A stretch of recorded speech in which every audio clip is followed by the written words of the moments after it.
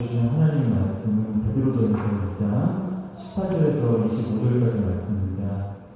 베드로전서 2장 18절에서 25절까지 말씀입니다.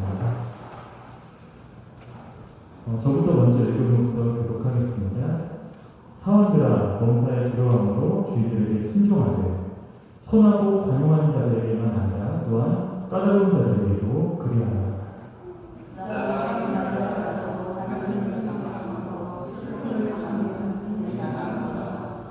죄가 있어 매를 맞고 참으면 무슨 칭찬이 있으리요. 그러나 선을 행함으로 고난을 받고 참으면 이는 하나님 앞에 아름다운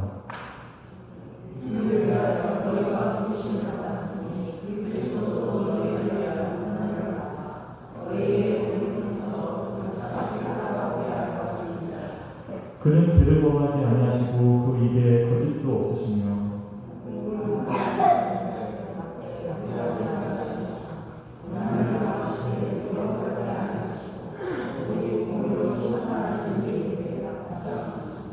친히 나무에 달려 그 몸으로 우리들을 담당하였으니 이는 우리로 죄에 대하여 죽고 의에 대하여 살게 하려 하신다.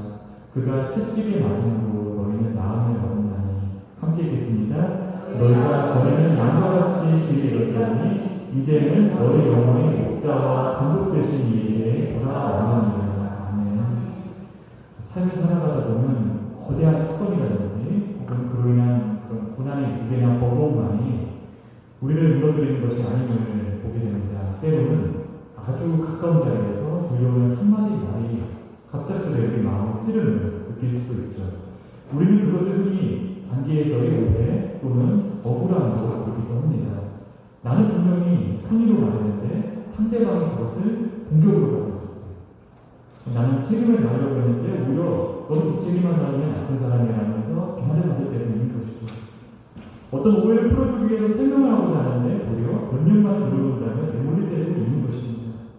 그저 상대방을 위해서 밝은 마음으로 기분을 풀어주기 위해서 평범하게 안녕하고 이렇게 인사를 드렸을 뿐인데 상대는 마치 네가 뭔데 나한테 인사하냐 식으로 받아칠 때도 예상감이 있다는 것이죠. 그런 오해의 순간 가운데 우리는 당황한 일도 있습니다.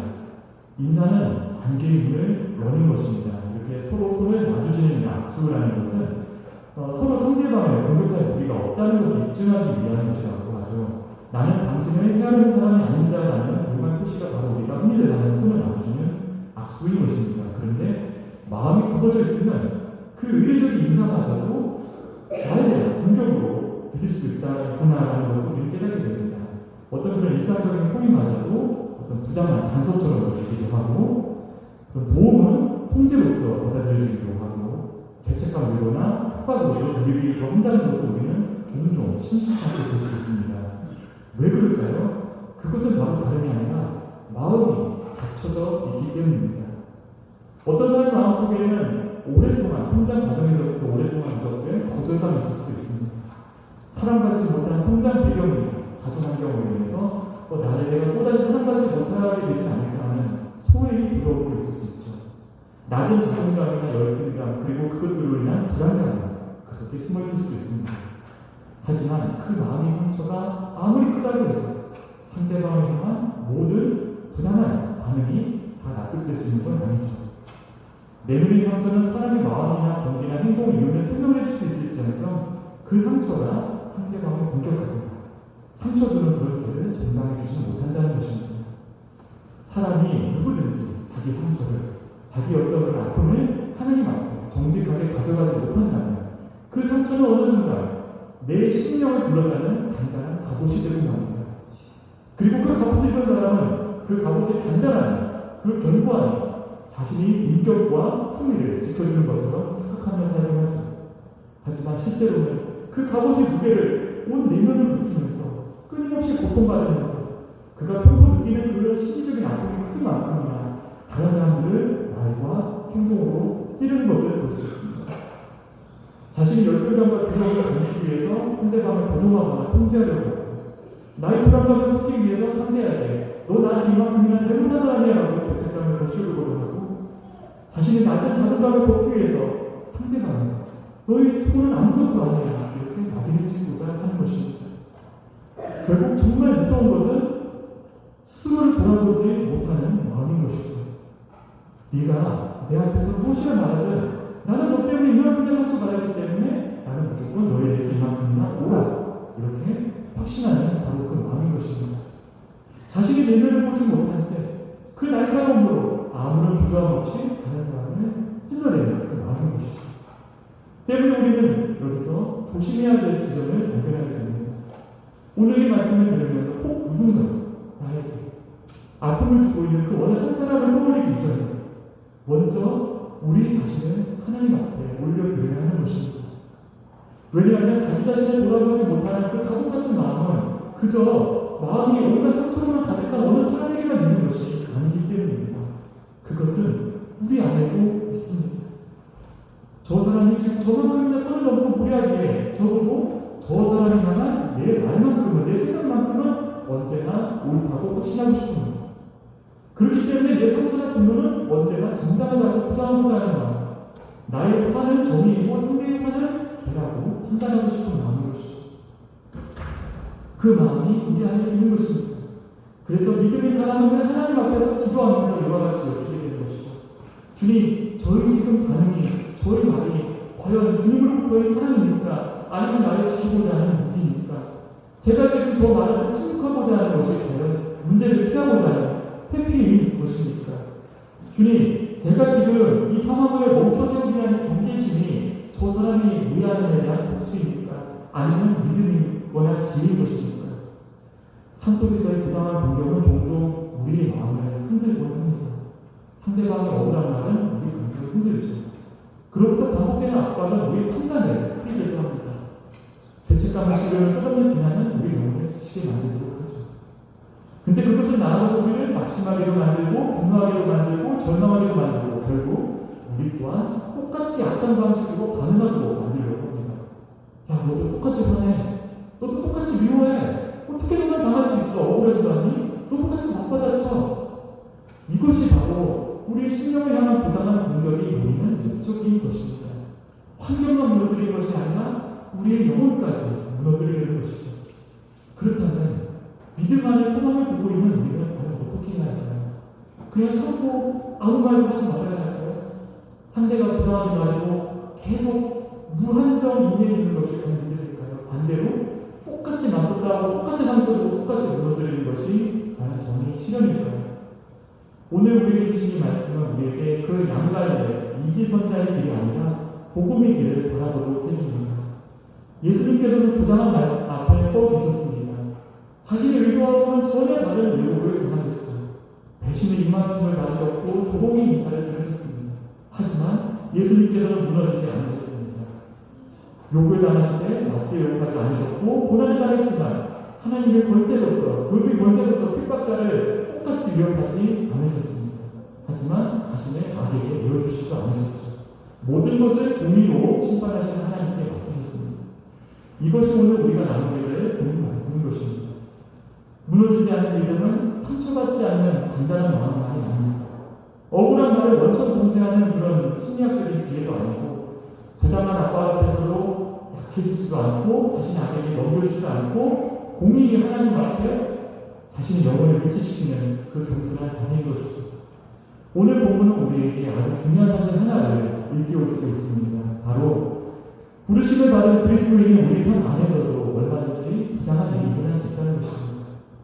정직하게 산다고 해서 선한 의도를 갖고 말한다고 해서 그 정직이나 선의가 반드시 있는 그대로 받아들여질 것이 아닌 것이 우리가 살아가고 있는 이 세상의 상황이기 때문입니다.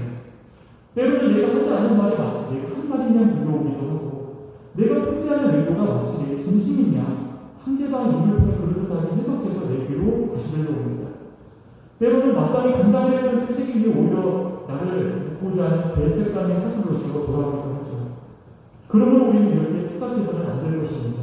아, 내가 믿음대로 살면은 어떤 억울한 게 나한테 전혀 없이 나는 통통할 거야. 내가 선하게 대하면 상대가 반드시 나에 대해서만큼은 선하게 반응해 줄 거야.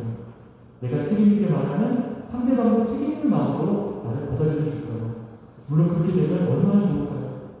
하지만 성경은 우리 삶을 그와 같이 말하고 있지 않습니다. 이 땅에 부당한 고난이 있다고 말합니다. 억울한 일도 있다고 말씀하죠. 베드로전서 2장 21절에 이렇게 말씀합니다. 이를 위하여 너희가 부르심을 받았으니 그리스도도 너희를 위하여 고난을 받사 너희에게 본을 끼쳐 그 자취를 따라오게 하려 하셨습니다. 오늘 본 말씀은 우리 시선을 예수님을 향하도록 하고 있습니다. 예수님도 고난을 받으시고 끝부당 앞에 서셨고 왜곡당하셨고 조롱당하셨고 배신당하셨다는 것입니다. 그가 당하신 고통은 단순히 육체의 고통만이 아니었습니다. 말로 인하여서 그 마음이 찢기는 고통인 것입니다. 우리가 십자가를 생각할 때 옷과 창, 가시관을 생각하기 쉽지만 그 십자가를 짊어지기 위해서 걸어가는 그 길에는 분명히 우리가 일상에서 흔히 경험하는 그와 같은 말의 폭력 또한 있었습니다. 조롱과 비웃음이 있었죠. 거짓 증언이 있었고 친밀한 인사하고 포장된 배신이 있었던 것입니다. 마태복음 26장 49절을 보면 다른 유다가 예수님께 다가옵니다. 그리고 이렇게 말합니다. 곧 예수께 나와 납비여 안녕하십니까 하고 입을 맞춥니다. 저 안녕하십니까가 이제 그 기뻐하라 1절에 마태복음 설교에서 말씀하셨던 그 카이로라는 동사로 되어 있습니다. 근데 이 안녕하십니까가 의례적 인사기 때문에 여기서 카이로 동사가 사용했는데 지금 논문 때문에 열심히 보고 있는 부분 하나입니다. 네. 납비여 안녕하십니까? 겉으로는 인사입니다. 선생님 잘 지내셨어요? 얼마나 존중해보는 말입니까? 하지만 이 인사는 사랑의 인사가 아니었습니다. 배신을 하기 위한 암호였던 것입니다. 예수님을 대적에게 넘겨주는 아주 과장된 신호였던 것입니다. 죄는 악한 말로만 이루어지는 것이 아니라 바로 이같이 이 좋은 말을 악한 목적으로 바꿔서도 이루어지는 것입니다. 또 마태복음 27장 29절을 보면 로마 병정들이 예수님을 조롱하면서 이렇게 말하고 있습니다. 유대인이 왕이여 평안할지어다. 이 가시 열관을 엮어서 머리에 씌우고 갈대를 또 오른손에 들고 그 앞에서 무릎을 꿇고 막 왕에게 경배하듯이 이렇게 하면서 예수님을 조롱하는 것이죠. 유대인 왕이여 평안할지어다. 이 평안도 이 카이에테 그 동일한 단어입니다.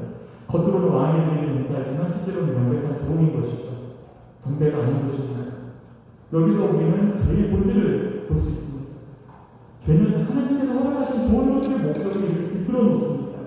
인사를 비틀어 배신으로 만들고 존중감을 비틀어 조롱으로 바꾸고 책임을 비틀어서 죄책감으로 바꾸고 사랑을 비틀어서 상대를 구속하는 사슬로 만드는 것이죠.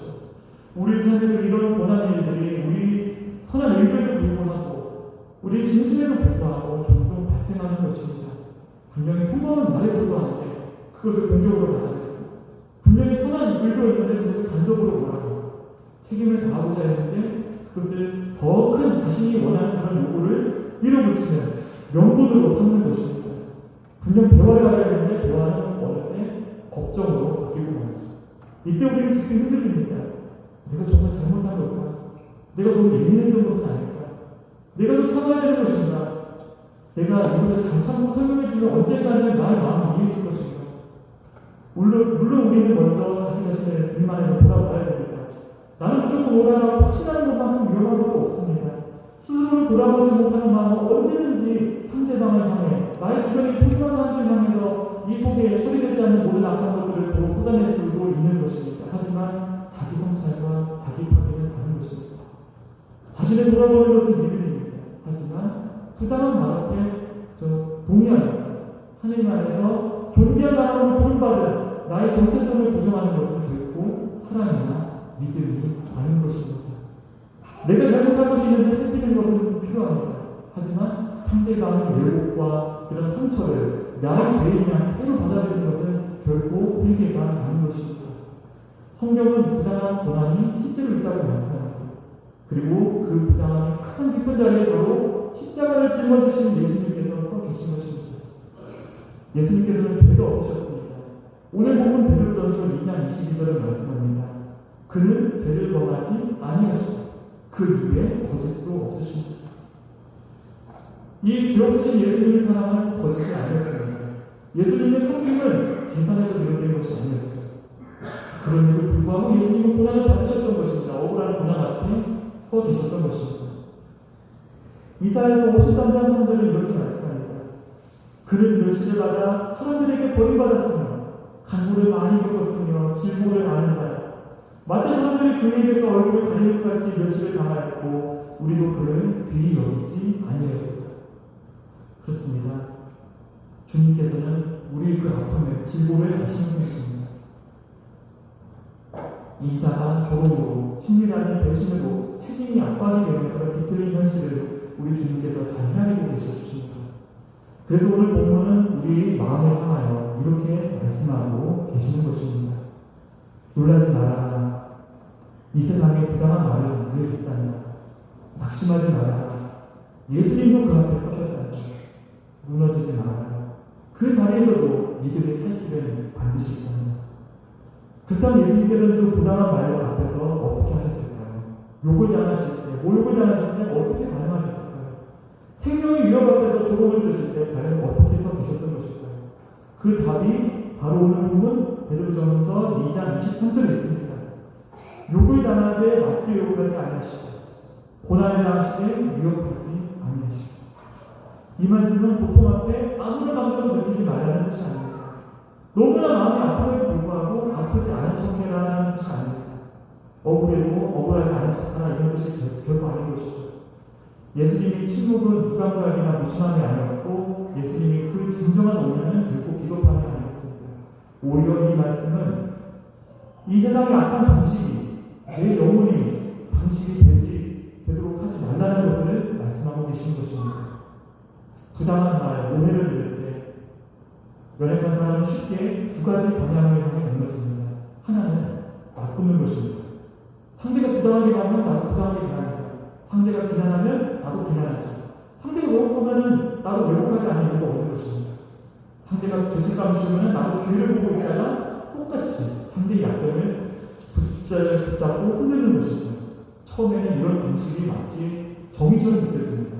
나도 당했으니 말해야지. 나도 천만큼 참았으니 이만큼 갚아줘야지. 이 정도는 내가 해도 부족하지. 하지만 여기에 무서운 함정이 숨어 있습니다. 내가 그토록 배워했던 내가 배워했던 그 방식이 어느새 나의 방식이 되어있는 것입니다. 내가 상처받았던 바로 그 말투가 어느새 내 말투가 되어있는 것입니다. 내가 견디기 힘들었던 그 폭력이 어느새 내 손에 들린 무기가 되는 것입니다.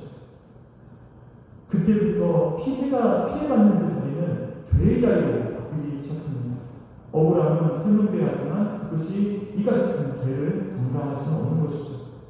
상처는 이해받아야 하지만 그 상처가 다른 사람의 똑같이 방식으로 찌르는 그런 관계가 되지는 않는 것입니다. 그래서 믿음의 사람은 주님 앞에서 멈출 수 있어야 합니다. 자신을 돌아보지 못하는 마음이야말로 가장 위험한 것이죠. 그러므로 무너지지 않는 마음, 무너지지 않는 믿음은 억울한 상황에서 부당한 말을 들었을 때 자기 자신을 하나님 앞에서 살피는 것을 포기하지 않는 믿음인 것입니다. 또한 사람이 무너지는 또 다른 한 가지 방향이 있습니다. 그것은 자포자기, 스스로 포기하는 것입니다. 그래, 저 사람 말이 맞아. 내가 오랫동안 다 그렇게 잘못했나 보다. 이제는 돌이킬 수 없나 보다. 나는 죄인이니 이렇게 무한정 더 참아야 되나 보다. 부당하지만 내가 다시 설명하는 리더 코치니까 그냥 아무 말도 하지 않았지. 마음이 너무나 속상하고 무너져도 겉으로만 조용하고 그럴 때 보면 괜찮은 거 아닌가 했다. 하지만 이 또한 복음이 아닙니다. 예수님은 맞대 욕하지 않으셨습니다. 위협하지 않으셨습니다. 얼마든지 하나님의 권세로서 저들을 심판하고 정죄하실 수 있었습니다. 하지만 예수님은 침묵하셨습니다. 그러나 자신의 악에게 넘겨주신 것이 아닙니다. 그 예수님을 따르는 우리는 악을 악으로 갚지 않는 것입니다. 또한 악에게 자신의 영혼을 넘겨주지도 않는 것입니다.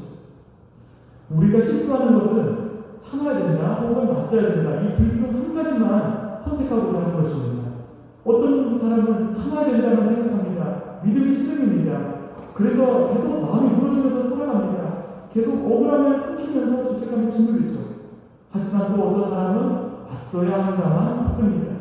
그래서 분노하고 소리치고 저항합니다. 나에게 상처 준 사람에게 똑같이 상처 주고 그 심리학적인 그 갑옷을 부른 채 끊임없이 나를 찔러오는 그 사람을 증오하곤 합니다. 그리고 어느새 그 자신이 닮고 싶지 않았던 그 모습으로 자기 자신도 변해갑니다. 하지만 예수님의 길은 다릅니다. 예수님은 욕을 당하시되 맞게 욕하지 않으셨습니다. 고난을 당하시되 위협하지 않으셨죠. 대신 잠잠하고 평안한 마음으로 하나님과 동행하는 바로 그 마음으로 그 시간을 통과하셨습니다. 이것은 결코 약함이 아닙니다. 이것은 바로 믿음의 힘입니다. 하나님 앞에 자신의 마음을 붙들고 있는 사람만이 할 수 있는 절제인 것입니다. 부당한 말 앞에서 가장 먼저 흔들리는 것은 바로 우리 마음입니다. 우리 마음이 공격을 받으면 바로 말이 거칠어지죠. 억울하면 그것을 설명하고자 말이 길어집니다. 분노하면 말이 날카롭고 그 감정이 담깁니다. 그리고 두려워하고 앞으로 어찌 될지 모르겠다고 떨게 되면 말이 흔들려지게 됩니다. 하지만 믿음은 먼저 우리 그 말을 보존해 줍니다. 말을 줄이는 것이 필요할 때가 있습니다. 감정의 전쟁터에 들어가지 않는 지혜가 필요할 때도 있죠. 설명한다고 호의를 베푼다고 다 상대방이 이해할 것이라 기대할 수 없으면 안 됩니다. 때로는 짧고 분명하게 말해야 됩니다. 하지만 모욕이나 선을 넘는 비상식이 반복된다면 대화는 멈출 줄도 알아야 됩니다. 이것은 사랑이나 인내가 부족해서가 아니라 믿음이 절제로 영혼을 지키는 경계인 것입니다. 예를 들어 이렇게 표현할 수 있는 것입니다. 그 표현은 받아들이기 어렵습니다. 만약에 하고 싶은 말씀이 있다면 문서로 정리를 해주십시오. 근거가 확인되지 않는 요구를 확정적으로 이 자리에서 약속할 수는 없습니다. 모욕과 비난이 계속되면 이 대화는 이어갈 수 없습니다. 이것은 공격이나 복수가 아니라 관계의 단절도 아니라 나의 영혼을 부당한 오해 앞에 넘겨주지 않겠다는 표현인 것입니다. 때로는 모욕감은 우리를 이렇게 속삭여줍니다. 너도 저렇게 수준 낮은 방법으로 똑같이 말해. 억울하지도 않아. 너도 똑같은 방법으로 상처를 줘. 하지만 주님께서는 우리에게 다른 길을 보여주십니다. 욕을 당하시되 맞게 욕하지 아니하시고 너가 지금 억울한 상황에 있다는 것을 우리 주님도 다 아십니다. 하지만 너는 그 악한 말 때문에 예수님 안에서의 너를 잃어버려서는 안 됩니다. 너는 악을 도면하되 주님이 평안으로 도면하고 악을 따라서 같이 마음이 약해져서는 안 된다. 시편 70편 1절 말씀을 떠올려 봅니다. 하나님이여 나를 건지소서 여호와여 속히 나를 도우소서. 기도는 나의 상한 감정이 죄가 되기 전에 하나님께 솔직히 가져가는 그런 소중한 일임을 깨닫게 됩니다. 하나님 앞에서는 울어도 됩니다. 하나님 앞에서는 억울하다고 말해도 되고 하나님 앞에서는 주님 속히 나를 도와주시라고 부르셔도 됩니다. 하지만 사람 앞에서는 믿음으로써 입술을 지켜야 합니다. 혹여나 상대의 악한 언어가 내 언어가 되지 않도록 마음을 지키는 것이 곧 믿음이기 때문입니다. 무너지지 않는 믿음은 감정을 느끼지 못하는 믿음이 아닙니다. 그것은 나의 감정을 솔직히 하나님께 가져가는 믿음인 것입니다. 무너지지 않는 믿음은 부당한 말 앞에서 내 입술을 지키고 내 영혼을 지키고 내 마음의 아픔을 하나님 앞에 내려놓을 수 있는 믿음인 것입니다. 그것이 바로 요곡에 당하시되 요곡을 살지 않는 예수님의 삶, 조롱을 들으셨으나 똑같이 조롱하지 않는 예수님의 삶, 배신을 당하셨지만 똑같이 배신을 응답하지 않으시는 예수님의 삶인 것입니다. 예수님께서는 악과 증오의 한 복판에 서서 십자가를 지셨지만 그 아래 삼켜지지 않으셨습니다. 이것이 바로 우리가 따라가야 할 주님이 발자취인 것입니다. 그렇다면 이제 중요한 질문이 하나 남습니다. 예수님께서는 어떻게 그렇게 하실 수 있으셨을까요? 어떻게 욕을 당하시면서도 맞게 욕하지 않으셨을 수 있을까요? 어떻게 고난을 당하시면서도 하나님이 알게 그 권세를 사용하시지 않으셨을 수 있었을까요? 그 답이 바로 오늘 말씀 베드로전서 2장 14절 하반절에 있습니다. 오직 공의로 심판하시는 이에게 부탁하십니다. 예수님께서는 하나님께 맡기셨던 것입니다. 그 하나님은 어떤 분이십니까? 바로 공의로 심판하시는 분인 것입니다. 사람은 다 바라보지 못해도, 사람은 다 이해하지 못해도 하나님은 다 알고 이해하십니다. 사람은 나의 선의를 왜곡하고 오해할지라도 하나님은 진실을 아십니다. 사람은 조롱할지라도 하나님께서는 마음의 깊은 곳을 감찰하시는 것입니다. 그러므로 하나님께 맡긴다는 것은 아무 일도 일어나지 않았던 것처럼 아닌 척하는 것처럼 그렇게 무던하게 사는 것이 아닙니다. 하나님께 맡긴다는 것은 나 자신을 조롱과 모욕과 핍박을 계속 내버려두는 것도 아닙니다. 하나님께 맡긴다는 것은 바로 내 영혼의 최종 재판장을 그 재판에 걸리는 상대방의 말과 행동에 넘겨두지 않는 것입니다.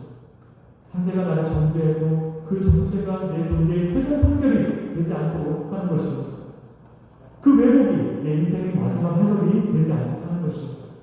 그 죄책감이 내 양심의 주인이 되지 않도록 하는 하나님 앞에 서는 것이 가장 먼저입니다.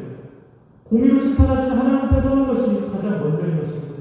나를 아시는 하나님, 나를 통일로 하시고 나를 억울함으로 하시는 그 하나님 앞에 서는 것이 가장 먼저인 것입니다. 믿음은 바로 이 두 가지 유혹에 대한 도전인 것입니다. 첫째는 복수 유혹이죠. 내가 당한 만큼 갚아야겠다, 바로잡아야겠다, 상대가 나를 찌른 것에 반의 반만이라도 내가 찔러야지 속이 시원하겠다. 그러나 우리는 이러한 복수를 위해 부름받은 사람들이 아닙니다. 공의는 하나님께 속한 것입니다. 우리는 진실을 말하고 필요한 조치를 지혜롭게 취할 수는 있습니다. 상식을 넘는 행동 앞에서 경계를 세울 수 있죠. 하지만 그 사람을 똑같이 심판하려는 최종 심판자의 자리에 앉아서는 안 됩니다. 복수심은 처음엔 정의처럼 보입니다. 의욕심처럼 보이죠. 하지만 그러한 마음을 오래 품으면 영혼이 병들게 됩니다. 내 마음을 계속 재판을 열어놓고 날마다 상대를 정죄하고 날마다 상대를 체험하다 보면 어느 순간 내 영혼이 그 재판자가 영혼이 갇혀버리게 되는 것이죠. 그래서 주님께서는 우리에게 말씀하신 것입니다. 내 억울함을 내가 안다. 하지만 너는 복수자가 되지 말아라. 공의는 내게 맡겨라. 두 번째는 자기 포기 유혹입니다. 나는 아무 말을 해서는 안 돼. 나는 계속 방해해야 돼. 주님보다 내가 당하니 내가 무너지려 관계만 조용하는데 내 영혼이 지치고 무너져도 겉으로만 평화로운데 이것도 복음은 아닙니다. 예수님은 자신의 하나님께 맡기겠지 아들에게 맡긴 것은 아닙니다. 그러므로 우리도 자신의 아들에게 넘겨주어서는 안 됩니다. 하나님께 맡긴다는 것은 내 영혼을 방치하는 것이 아닙니다. 하나님께 맡긴다는 것은 바로 하나님 앞에서 바르게 서는 것을 가장 소중하게 생각한다는 것입니다. 책임질 것은 책임도 지고 기도할 것은 기도하지 말아야 합니다. 하지만 부당한 조롱에 끌려갈 필요는 없습니다. 사랑해야 됩니다. 하지만 사슬에 스스로 묶일 필요는 없습니다. 그것을 책임으로 생각해서는 안 됩니다. 화를 내지 말아야 합니다. 하지만 진실을 말하는 것마저 포기해서도 안 됩니다. 용서해야 합니다. 하지만 반복되는 모욕을 정상으로 받아들여서도 안 됩니다. 그런 그 믿음의 사람은 이렇게 평안 가운데 말할 수 있어야겠습니다. 사실과 책임을 기준으로 감정 없이 이야기하겠습니다. 이것은 복수도 사랑 없음도 아닙니다. 이것은 공의 하나님 앞에서 나의 영혼을 지키려는 믿음의 태도인 것입니다. 세상 앞에서 나를 지키는 지혜인 것입니다. 하나님께 맡긴다는 것은 막연한 표현이 아닙니다. 하나님께 맡긴다는 것은 내 억울함의 주소지를 상대방의 반응과 감정이 아니라 하나님으로 옮긴다는 것입니다. 사람의 말과 행동 앞에 갇혀있던 나의 마음과 생각을 하나님 앞으로 옮기는 것입니다. 상대의 판단 앞에 갇혀있었던 나의 존재를 하나님의 판단 앞으로 옮겨놓는 것입니다. 오늘 말씀은 예수님의 더 깊은 마음을 바라보도록 합니다. 24절이죠. 친히 나무에 달려 그 몸으로 우리 죄를 담당하셨으니 이는 우리로 죄에 대하여 죽고 의에 대하여 살게 하려 하십니다. 예수님은 단순히 우리에게 좋은 본보기만 보여주신 분이 아닙니다. 예수님께서는 우리 죄를 이같이 담당하시는 구주이신 것입니다. 만약 예수님이 그저 우리가 따라야 될 본보기만이라면 오늘 이 말씀은 연약한 우리에게는 너무나 무거운 짐입니다. 예수님처럼 참아내, 예수님처럼 견뎌내, 예수님처럼 욕하지만 예수님처럼 잘 버텨요. 우리는 연약한 우리는 이것을 도저히 감당할 수 없습니다. 왜냐하면 우리는 예수님처럼 완전하지 못하기 때문이죠. 억울함은 흔들리고 분노한 말이 거칠어지기 쉽습니다. 그래서 복음은 은혜입니다. 예수님은 우리의 죄를 감당하셨을 때 우리의 연약함, 우리의 분노 또한 감당하신 것입니다. 우리의 복수심도, 우리의 두려움도, 우리의 온갖 종류의 연약함도 주님께서는 감당하셨습니다. 우리 안에 있는 자기 의로 나는 적어도 이 부분에 있어서 나는 절대로 못하고 주장하는 그 마음 가지고 십자가에 짊어지고 가신 것입니다. 그리고 우리를 새로운 삶으로 불러주십니다. 이는 우리로 죄에 대하여 죽고 의에 대하여 살게 하십니다. 십자가는 상처 입은 사람에게뿐만 아니라 상처를 주는 사람에게도 말하고 있습니다. 너는 그 내면의 상처 뒤에 숨지 마라. 그 말 못한 열등감과 두려움을 통해로 다른 사람에게 악을 끼치지 마라. 불안감을 이유로 다른 사람에게 죄책감을 씌우거나 낮은 자존감을 감추기 위해서 다른 사람을 깎아내려서는 안 됩니다. 네가 오늘 무조건 옳다는 마음에서 죽고 대신에 용서받은 사람으로서 의에 대하여 살아나다. 동시에 십자가는 상처받은 사람에게도 말씀합니다. 너희도 억울한 마음 내가 안다. 하지만 그 억울함 때문에 약해지지 말아라. 그 모욕감 때문에 영혼마저 잃어버려서는 안 된다. 부당한 말 때문에 내 입술을 죄의 도구로 내어주어서는 안 된다. 너는 죄에 대하여 죽고 의에 대하여 살도록 한다. 이것이 우리에게 주어진 생명의 복음인 것입니다. 복음은 우리를 악에게 넘겨주지도 않고 우리 자신이 악이 되도록 내버려주지 않습니다. 오늘 말씀 이같이 이어서 말씀합니다. 그가 채찍에 맞음으로 너희는 나음을 얻었느니. 이사야서 53장 5절에 기록된 말씀을 다시 베드로전서 사도 베드로가 다시 말씀하신 것이죠. 이것이 바로 주님은 우리 상처를 아시고 우리 마음을 아시고 우리 억울함으로 우리의 장모님을 마음을 헤아리시고 우리가 또 무너지는 그 마음을 아신다는 것, 그리고 그 아픈 마음을 고친다는 것을 증언해 주시는 말씀인 것입니다. 물론 이 치유가 하루아침에 모든 상황을 이상적인 방식으로 바꾸지는 않습니다. 상대방이 당장 달라지지는 않기 때문이죠.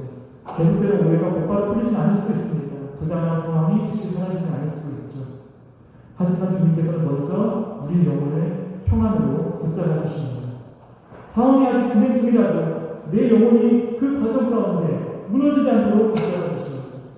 사람의 말이 아직은 오해 가운데 갇힐지라도 내 안에 하나님이 평강을 지지해 주시고 심어 주십니다. 억울함이 반을 길지라도 그 밤 가운데 신실하신 주님이 인도하시는 헤아릴 수 있도록 인도해 주십니다. 마지막으로 25절은 이같이 말씀합니다. 너희가 전에 양과 같이 길을 잃었더니 이제는 너희 영혼이 목자와 감독되신 이에게 돌아옵니다. 우리 영혼에는 목자가 필요합니다. 부당한 말 앞에서 우리, 죄책감에 눌린 우리, 분노를 타오르기도 하는 우리, 억울함에 지친 우리에게는 진정한 목자가 필요합니다. 경계를 세워야 될지, 참아야 될지, 말해야 될지, 침묵해야 될지, 갈등해야 되는 우리에게는 목자 되신 예수님이 필요하십니다. 그분이 바로 우리를 위해 십자가를 짊어지셨다고 하는 말씀을 증거하는 것입니다. 여기서 감독이라는 말은 바로 우리 영혼, 우리 깊은 내면까지 살피시는 분이라는 뜻입니다.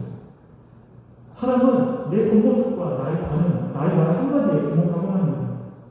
또한 사람은 자기 자신의 입장이기 때문에 또한 그 입장에서 나를 바라보기 마련이죠. 그것이 오히려 근거가 됩니다. 하지만 주님께서는 다른 어떤 것보다도 내 영혼을 먼저 살피십니다. 내가 어디서 속상해하는지, 무엇 때문에 분노하고 있는지, 그리고 무엇을 두려워하고 있는지, 그리고 그것을 성령의 도우심 가운데 어떻게 대응해야 되는지를 알고 계십니다. 그러므로 우리는 주님께 돌아가야 합니다. 나를 향한 상대의 말과 판단으로 돌아가야 되는 것이 아닙니다. 억울함에 대한 내 내면의 분노나 수식으로 돌아가서도 아닙니다. 우리 영혼의 목자와 감독 되신 예수 그리스도에게 돌아가야 하는 것입니다. 무너지지 않는 믿음은 결국 내 영혼의 목자이신 주님께 매 순간, 매 상황, 매 시간마다 주님께로 계속 돌이키는 바로 그 마음의 말입니다.